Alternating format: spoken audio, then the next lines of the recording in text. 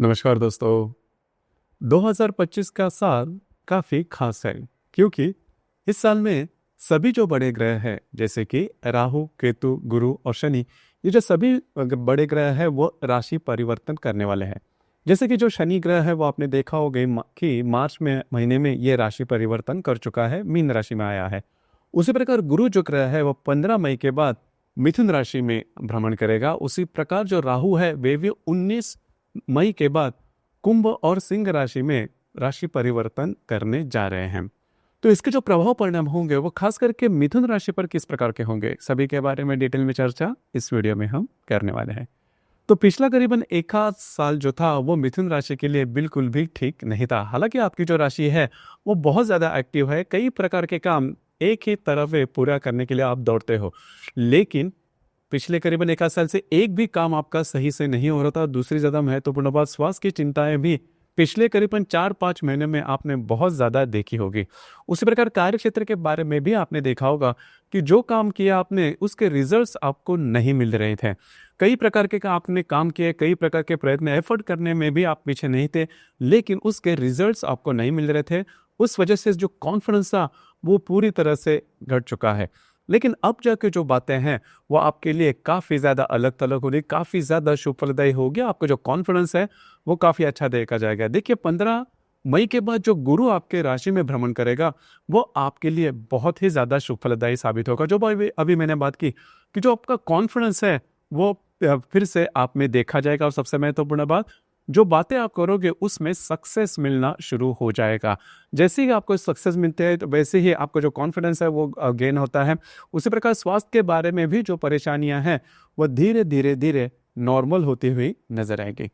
अब जाके जो गुरु है वो आपके लिए सकारात्मक जो दृष्टिकोण है जीवन के बारे में वो लाएगा। इसी प्रकार ये जो गुरु है वो आपके पंचम भाव को, सप्तम भाव को और भाग्य भाव को देखेगा। तो एक तरह से देखा जाए तो अगर आप किसी के रिलेशनशिप में हैं, पिछले करीबन 3-4 महीने से खास करके रिलेशनशिप की जो बातें हैं वो ठीक नहीं चल रही थी, तो अब जाके जो बातें हैं वो आपके लिए काफ़ी ज़्यादा स्मूथ हो जाएगी। अगर आप रिलेशनशिप में हैं या फिर नई रिलेशनशिप बनाना चाहते हो तो आने वाला जो संपूर्ण साल है वो आपके लिए बहुत ही ज़्यादा शुभ फलदायी साबित होगा। उसी प्रकार अगर आप शेयर मार्केट में ट्रेड करते हो तो कुछ अच्छे लाभ वगैरह मिलेंगे। उसी प्रकार नया अगर कुछ करना चाहते हो, मतलब जीवन में अगर, हालांकि आपकी जो राशि है नया ही कुछ करते रहते हैं, तो अगर आपको कुछ नया करना है तो आने वाला जो संपूर्ण जो साल है वो आपके लिए शुभ फलदायी साबित होगा। जो गर्भवती महिला है उनके लिए भी ये जो आने वाला संपूर्ण साल है वो काफ़ी ज़्यादा महत्वपूर्ण साबित होगा।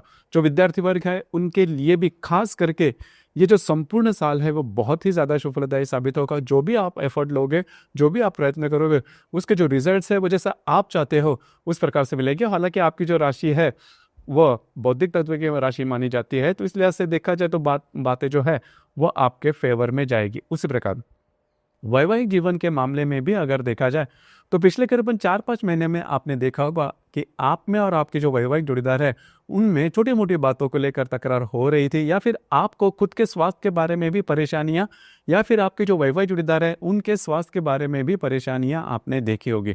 तो कुल मिला के देखा जाए तो गुरु जैसे ही 15 मई के बाद आपके राशि में भ्रमण करेगा तो ये जो सभी बातें हैं वो धीरे धीरे नॉर्मल होना शुरू हो जाएंगे। आप में और आपके जो वैवाहिक जोड़ीदार हैं, आप दोनों में जो हार्मनी है वो बहुत ही अच्छी देखी जाएगी। और सबसे महत्वपूर्ण बात, जो मिथुन राशि के व्यक्ति विवाह करना चाहते हैं उनके लिए ये जो संपूर्ण साल है वो बहुत ही ज्यादा शुभ फलदायी साबित होगा।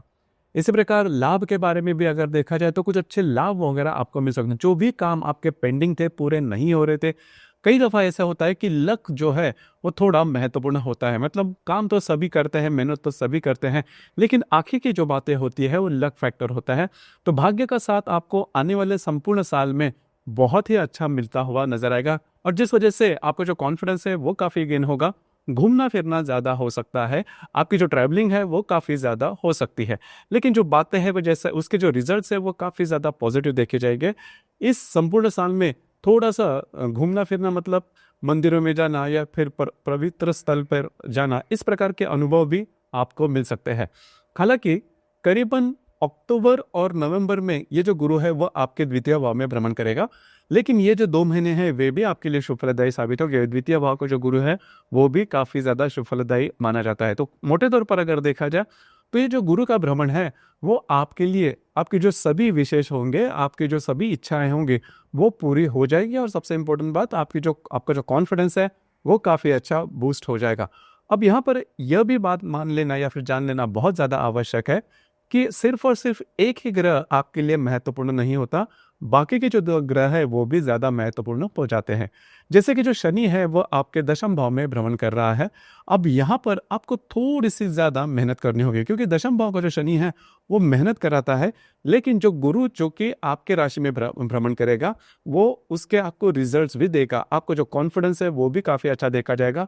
तो अगर आप जीवन में कुछ बड़ा करना चाहते हो, उसके बारे में सोच रहे हो लेकिन डिसीजन नहीं ले रहे हो, तो मई के बाद का जो समय है वो आपके लिए बहुत ज़्यादा शुभ फलदायी साबित होगा। आप प्रत्यक्ष रूप में निर्णय लोगे, क्योंकि वैसे भी देखा जाए तो आपकी जो राशि है वो निर्णय लेने में थोड़ी सी पीछे हटती है, मतलब जल्दी से निर्णय नहीं लेती, थोड़ा सा कॉन्फिडेंस कम होता है, करना है नहीं करना है इसी दुविधा में आप जाते हो। लेकिन अब जाके जो बातें हैं वो आप निर्णय भी लोगे और उसे इम्प्लीमेंट भी करोगे। अब यहाँ पर जो शनि है वह तृतीय दृष्टि से आपके व्यय भाव को देखेगा, सप्तम दृष्टि से आपके चतुर्थ भाव को देखेगा, और दशम दृष्टि से ये आपके सप्तम भाव को देखेगा।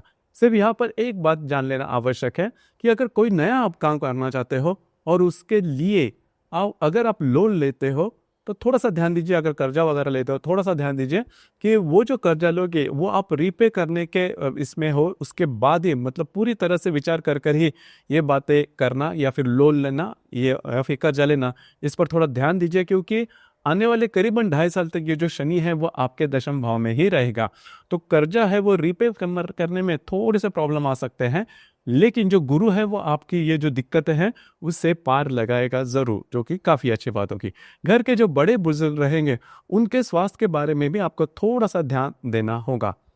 दूसरी ज़्यादा महत्वपूर्ण बात जो मैंने शुरुआत में बात कही कि जो राहु केतु जो 2 ग्रह है वह आपके भाग्य और आपके तृतीय भाव में भ्रमण करने जा रहे हैं।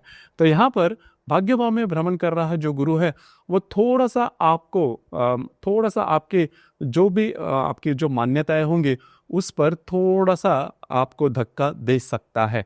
इसमें सबसे महत्वपूर्ण बात, अगर आपका घूमना फिरना होता है आने वाले 1 आध साल में, तो खुद के स्वास्थ्य के बारे में थोड़ा ध्यान देना होगा। उसी प्रकार किसी को कोई कमिटमेंट प्रोमिसेस देनी है, देखिए आपकी जो राशि है वो ट्रस्ट वर्दी है, सामने वाले पर जल्दी से विश्वास कर देती है, लेकिन जो केतु आपके तृतीय भाव में भ्रमण करेगा वो इस पर जाके थोड़े से आपको प्रॉब्लम क्रिएट कर सकता है। आने वाले करीबन 1.5 साल तक या फिर 18 महीने तक ये जो राहु केतु जो है वो आपके भाग्य या फिर तृतीय भाव में भ्रमण करने वाले हैं। तो ये जो 2 बातें हैं जिस पर थोड़ा सा ध्यान देना आवश्यक है, हालांकि इसका बहुत बड़ा इम्पैक्ट आपके जीवन पर नहीं होगा। मोटे तौर पर अगर देखा जाए तो पिछले करीबन 1-1.5 साल से जो आपकी राशि जूझ रही है, स्ट्रेस ले रही है, आपके जो काम नहीं हो रहे हैं, आपका जो कॉन्फिडेंस है वो पूरा नीचे गया है, वो जो सभी बातें हैं वो गुरु का जैसे ही भ्रमण आपके राशि में होगा इन सभी बातों से आप बाहर हो जाओगे, पॉजिटिव माइंडसेट होगा। और ये सोच लीजिए, ये मान लीजिए, ये प्रिपेयर हो जाइए कि आपको एग्जैक्टली क्या करना है, किस तरह से करना है और कैसे पूरा करना है। एक बार आपने ये पूरा कर लिया तो ये जो गुरु है जो कि आपके राशि में आएगा आपके लिए पूरी तरह से अपॉर्चुनिटी सामने लेके आएगा, आपको उसे सिर्फ इम्प्लीमेंट करना है। अब जो भी बात करोगे उसके लिए भाग्य का साथ, कॉन्फिडेंस या फिर जो सामने वाले व्यक्ति है उनसे भी आपको मदद काफ़ी अच्छी मिलेगी। सिर्फ एक बात है कि आपके पास पूरा शेड्यूल तैयार होना चाहिए कि आपको क्या करना है, किस तरह से करना है, क्योंकि रिलेशनशिप का मामला हो या फिर वैवाहिक जीवन का मामला हो, कॉन्फिडेंस का मामला हो, लक फैक्टर हो, सभी के बारे में ये जो गुरु है वो आपके साथ रहेगा। सिर्फ आपको जो बातें हैं वो थोड़ी सी इंप्लीमेंट करनी है, थोड़ा सा और ज़्यादा एक्टिव बनना है, क्योंकि आपकी जो राशि है फिजिकल मेहनत करने के मामले में थोड़ी सी पीछे रहती है। तो थोड़ा सा अपना मन बनाइए, और जब भी आपका अच्छा पीरियड आता है तब लेजीनेस बिल्कुल भी नहीं दिखाना, बहुत ज़्यादा एक्टिव रहना, क्योंकि जितने भी आप काम करोगे, जितने भी आप एक्टिव रहोगे उसके पॉजिटिव रिजल्ट्स आपको मिलेंगे।